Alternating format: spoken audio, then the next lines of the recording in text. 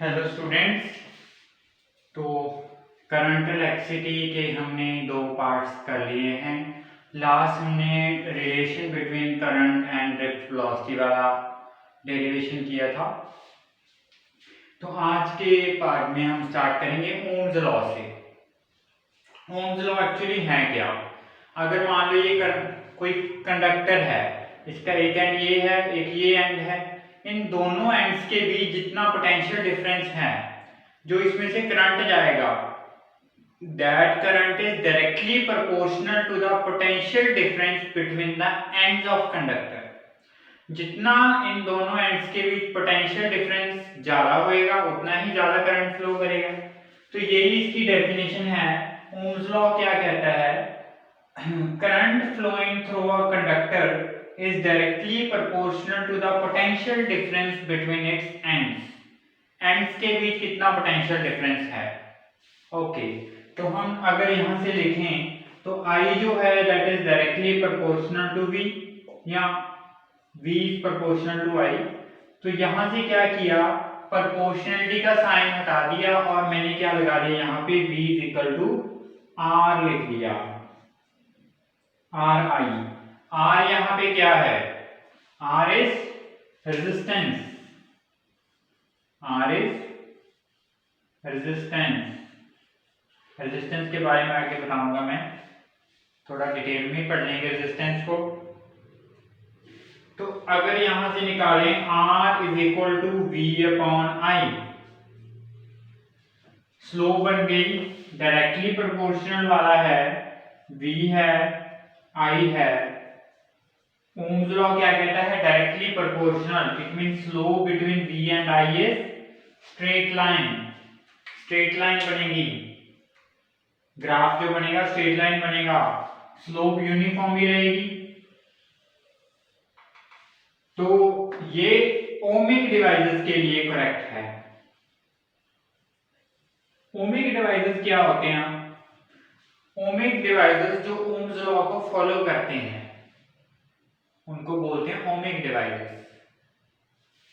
एक और चीज है, नॉन ओमिक डिवाइसेस भी होंगे। अगर ओमिक हैं तो नॉन ओमिक भी होंगे। तो नॉन ओमिक डिवाइसेस जो ओम्स लॉ को फॉलो नहीं करते, तो उनका जो ग्राफ है वो स्ट्रेट लाइन नहीं बनेगा। नॉन ओमिक का जो ग्राफ बनेगा वो इस तरह बनेगा, कुछ इस तरह भी हो सकता है, नीचे की तरफ भी हो सकता है, वो डिपेंड करता है। अलग से बना दे, VI का जो नॉन ओमिक के लिए ग्राफ बनेगा somewhat like that, not straight line. इसका मतलब क्या है कि ये ओम्स लॉ को फॉलो नहीं करते। और नॉन ओमिक डिवाइसेस की कुछ एग्जांपल दिमाग में आ रही हो आपके? डायोड्स हो गए, पीएन जंक्शन, ट्रांजिस्टर्स, ये एग्जांपल्स हैं नॉन ओमिक डिवाइसेस की। ये ओम्स लॉ को फॉलो नहीं करते। ओके, नेक्स्ट हम, ये ओम्स लॉ के बारे में हो गया, तो इसको इरेज कर रहा हूं मैं। नेक्स्ट हम क्या करेंगे, current and drift velocity relation से हम ओम्स लॉ को देखेंगे। डिडक्शन देखेंगे ओम्स लॉ की from current and drift velocity relation. ये डेरिवेशन भी इंपॉर्टेंट है। डिडक्शन ऑफ ओम्स लॉ,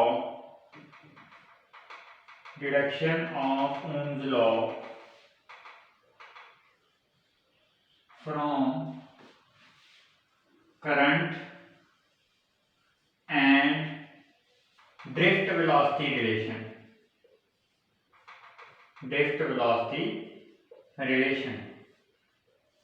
तो current and drift velocity relation हमें पता है क्या था, हमने डिराइव भी किया गया था, पार्ट 2 में डिराइव किया था। करंट और ड्रिफ्ट वेलोसिटी के बीच जो रिलेशन होता है that is equal to I is equal to n e a into drift velocity. और v ड्रिफ्ट वेलोसिटी का एक हमने और फॉर्मूला निकाला हुआ है, that is equal to E charge on electron into electric field applied by m into relaxation time. और एक और फॉर्मूला हमने इलेक्ट्रोस्टैटिक में पढ़ा है, electric field that is V by L, potential difference per unit length, V by L, E minus dV by dr, वही से ये रिलेशन बना है।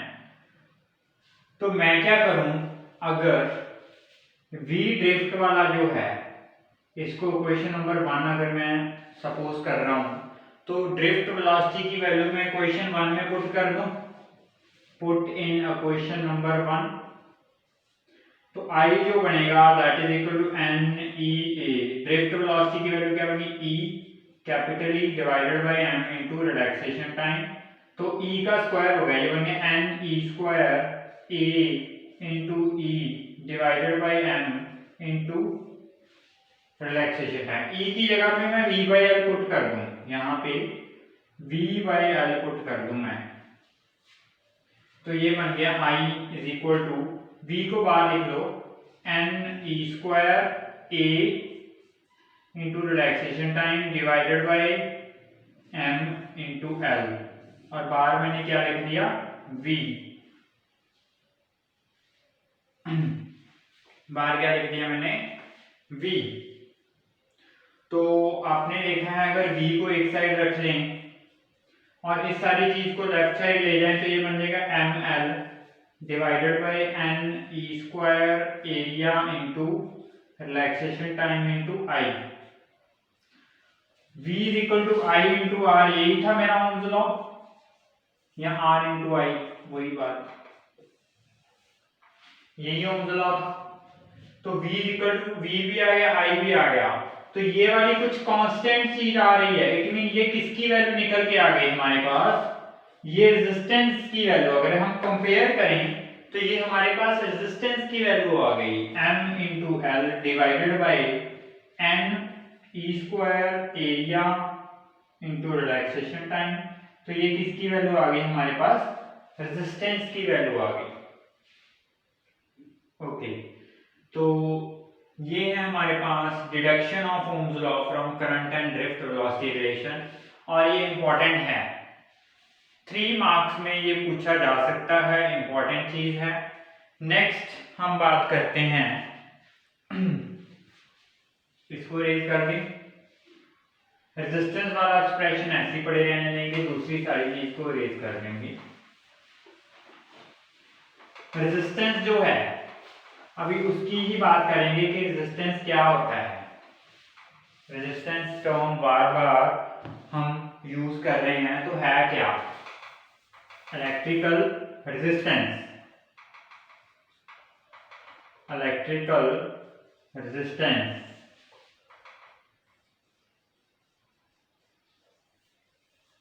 ओके।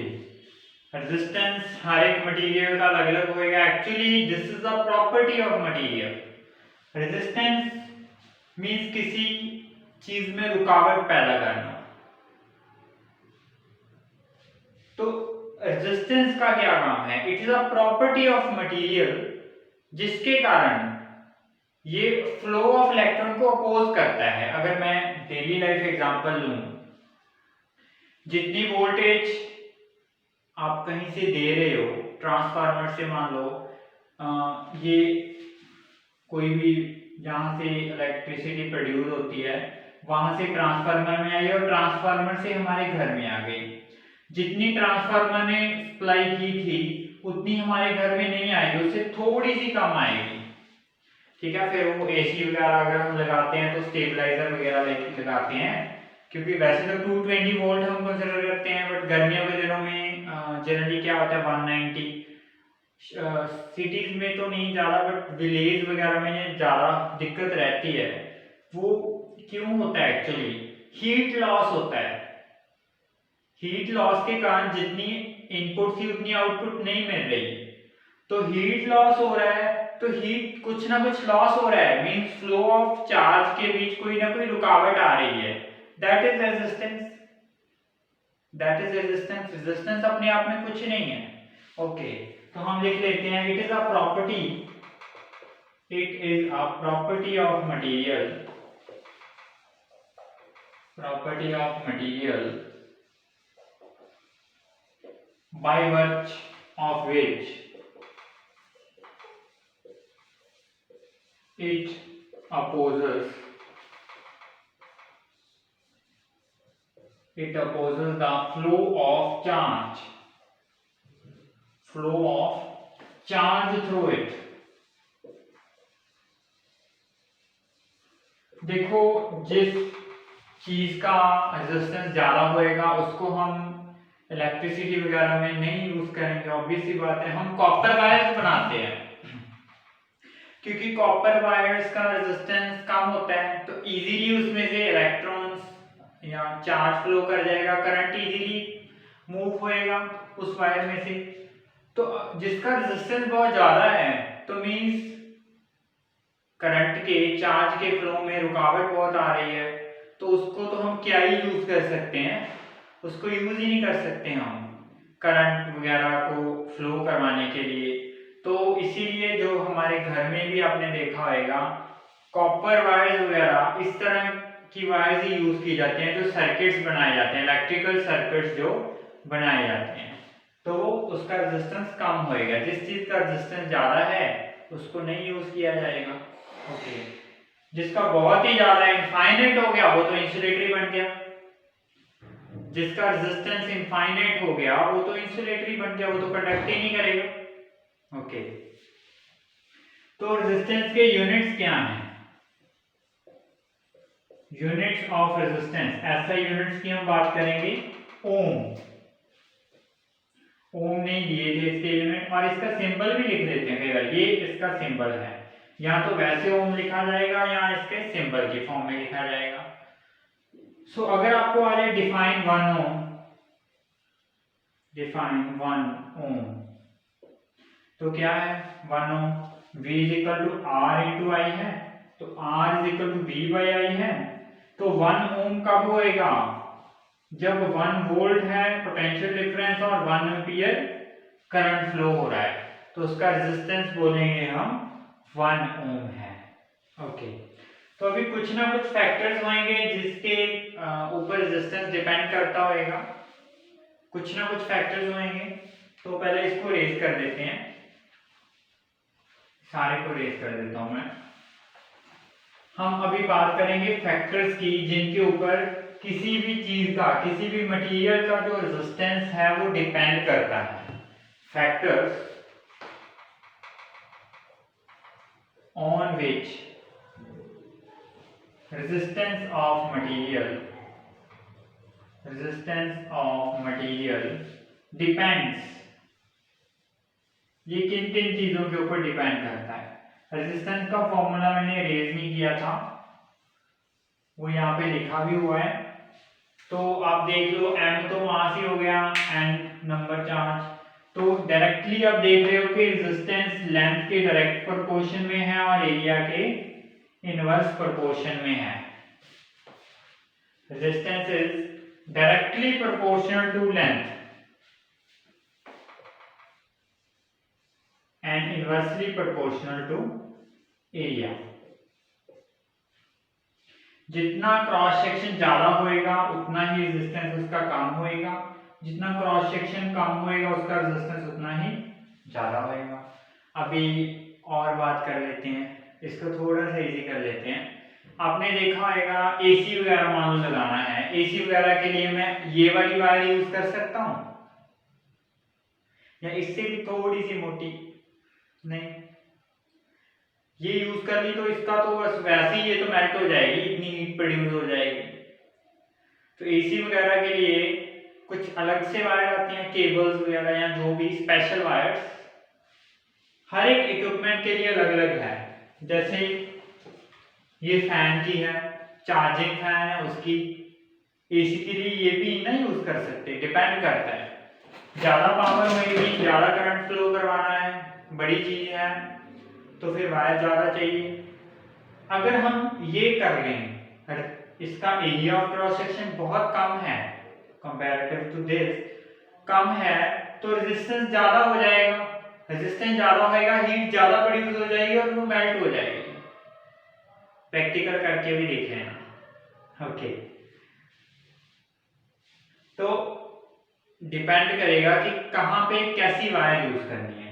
ओके, तो लेंथ के जितनी लेंथ ज़्यादा बढ़ती जाएगी रेजिस्टेंस उतना ही बढ़ता जाएगा, उतना ही रेजिस्टेंस बढ़ता जाएगा। ओके, तो एक और चीज, एक तो लेंथ की हो गया, एरिया के हो गया, और मटेरियल डिपेंडेंट हो गया, नेचर ऑफ मटेरियल पे भी डिपेंड करेगा। Resistance also depends upon nature of material. Okay, अभी इनको कंबाइन सा कर दें, रेजिस्टेंस लेंथ बाय एरिया, तो यहाँ पे लगा दिया कोई कांस्टेंट प्रोपोर्शनलिटी का साइन हटा के, और उसी कांस्टेंट को मैंने नाम दे दिया रेजिस्टिविटी, उसी कांस्टेंट को नाम दे दिया रेजिस्टिविटी। ओके, एक मिनट रिकॉर्डिंग चेक कर लें, कई बार बोलते रहते हैं रिकॉर्डिंग कट हो जाती है। ओके, तो रेजिस्टिविटी, अभी रेजिस्टेंस वगैरह की सारी चीज क्लियर हो गई, तो अभी हम रेजिस्टिविटी के ऊपर आएंगे। ये चीज क्लियर है, रेजिस्टेंस इनके ऊपर डिपेंड करता है, यूनिट क्या है, डेफिनेशन क्या है, तो ये चीज आ गई। अभी हम बात करेंगे रेजिस्टिविटी की, इसको इरेज कर रहा हूं मैं।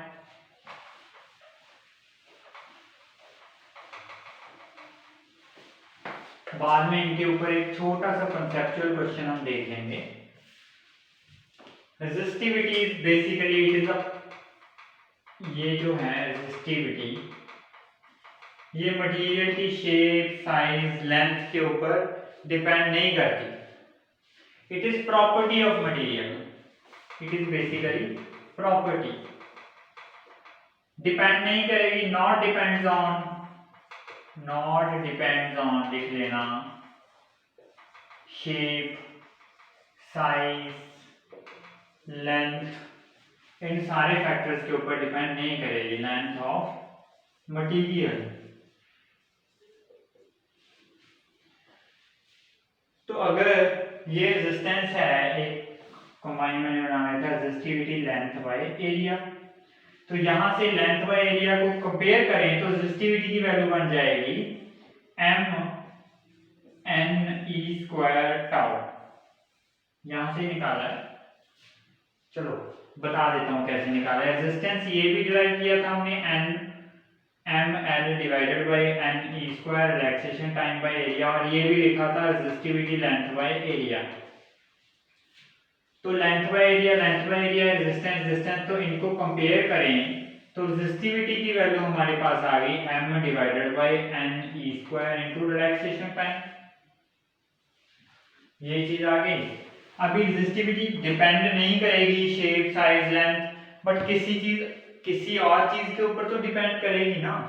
ये किसके ऊपर डिपेंड कर रही है, एक तो नंबर ऑफ जो इलेक्ट्रॉन पर यूनिट वॉल्यूम है इनवर्सली, कंडक्टिविटी का इनवर्स है रेजिस्टिविटी, मीन जो मटेरियल कम कंडक्ट करेगा उसकी रेजिस्टिविटी ज्यादा होगी, कंडक्टिविटी कम होगी, रेजिस्टिविटी ज्यादा होगी, और it is also inversely proportional to relaxation time. तो मेटल्स और सेमीकंडक्टर के लिए अगर देख लें, फॉर मेटल्स, चलो ये तो हो गया। अभी टेम्परेचर इफेक्ट भी है, टेम्परेचर इफेक्ट भी है, टेम्परेचर के ऊपर भी डिपेंड करती है। ये तो फर्स्ट पॉइंट हो गया, सेकंड हो गया, third point temperature dependence, temperature dependence, temperature increase decrease करेंगे तो रेजिस्टिविटी के ऊपर इफेक्ट आएगा। अगर इसके ऊपर, इनके भी दो पॉइंट आ जाते हैं, एक तो मेटल्स आ जाता है, एक सेमीकंडक्टर। इंसुलेटर की तो बात ही नहीं करनी, वो तो कंडक्ट ही नहीं करेंगी। तो मेटल्स की रेजिस्टिविटी, जैसे हमने टेम्परेचर इंक्रीज किया, टेम्परेचर इंक्रीज करेंगे तो मेटल की जो रेजिस्टिविटी है वो इंक्रीज होएगी। क्यों होएगी, उसकी एक्सप्लेनेशन बता देता हूं, नोट कर लेना। क्योंकि मेटल्स में क्या है, फ्री इलेक्ट्रॉन्स हैं, टेम्परेचर इंक्रीज करेंगे तो इलेक्ट्रॉन वाइब्रेशन भी इंक्रीज हो जाएगी, वाइब्रेशन बढ़ जाएंगी, तो नंबर ऑफ कोलिजन बढ़ जाएंगी, तो क्या होएगा, उसके कारण जो रिलैक्सेशन टाइम है, रिलैक्सेशन टाइम वो डिक्रीज हो जाएगा। रिलैक्सेशन टाइम डिक्रीज हो गया तो रेजिस्टिविटी तो उसके इनवर्सली है, तो रेजिस्टिविटी इंक्रीज हो गई। ओके, सेमीकंडक्टर में टेम्परेचर इंक्रीज होएगा तो रेजिस्टिविटी डिक्रीज होएगी। इसमें क्या है कि सेमीकंडक्टर बेसिकली आपको पता है सेमीकंडक्टर में इलेक्ट्रॉन्स एंड होल्स हैं। हाँ नो डाउट के वाइब्रेशन वगैरह वाला इफेक्ट है, बट ज्यादा क्या है जैसे जैसे टेम्परेचर बढ़ता जाएगा नंबर ऑफ होल्स भी बढ़ते जाएंगे, और होल्स और इलेक्ट्रॉन्स ही तो कंडक्ट करवाते हैं, तो जितने वो इंक्रीज हो जाएंगे तो रेजिस्टिविटी उसकी डिक्रीज होगी क्योंकि वो ज्यादा कंडक्ट करेगा, कंडक्टिविटी इंक्रीज हो गई। ठीक है, इसको अपनी लैंग्वेज में आप लिख लेना। ओके, नेक्स्ट जो है 20 मिनट की रिकॉर्डिंग हो गई हमारी। Next topic conductance and conductivity, छोटा सा टॉपिक है।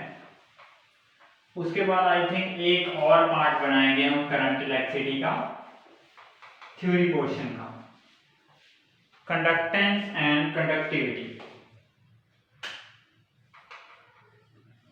कंडक्टेंस एंड कंडक्टिविटी, कोई इसमें स्पेशल चीज तो नहीं है